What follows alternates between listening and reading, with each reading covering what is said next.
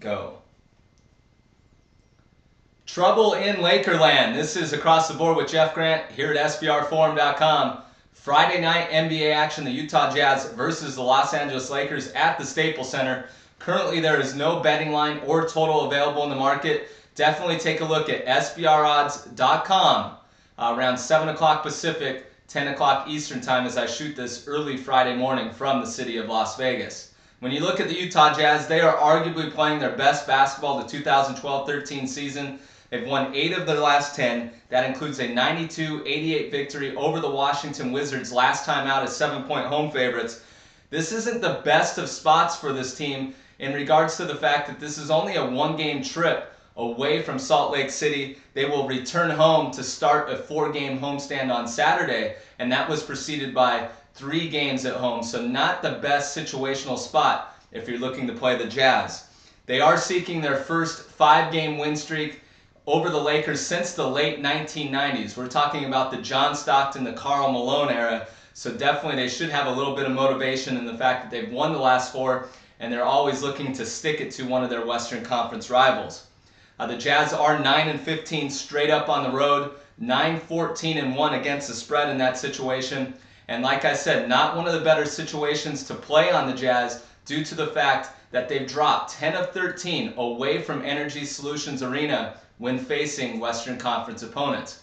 But they are facing a team that's really in dire straits at this point. Everybody is expecting the Los Angeles Lakers to really start playing their best basketball with Steve Nash and Dwight Howard getting into that lineup, a new coach. So everybody's going, just give us some time, just give us some time. Well, Lakerland's going to be a little uneasy tonight. This team has been playing terrible basketball, 2-10 since the calendar turned to 2013, 3-9 against the spread over that span.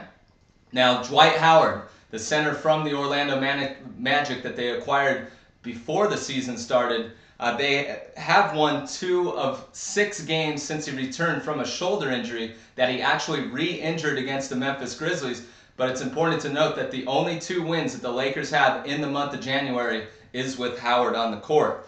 Kobe Bryant, of course, is still the star on the offensive end, second in the NBA and averaging 29.2 points per game. And he has been the high scorer for both teams in both meetings in this series this year.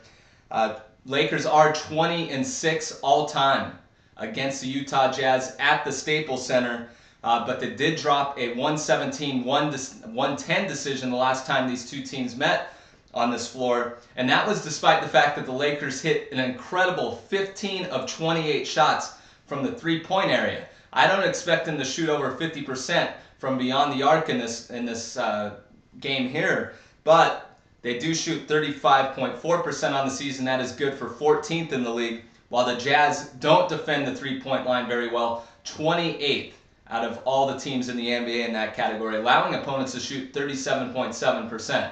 With all that being said and no line available, I'm going to establish the Los Angeles Lakers as favorites of 4.5 points. So what that means to viewers, if the line comes out at 4.5 or lower in the betting market, you got to play the Los Angeles Lakers, in my opinion.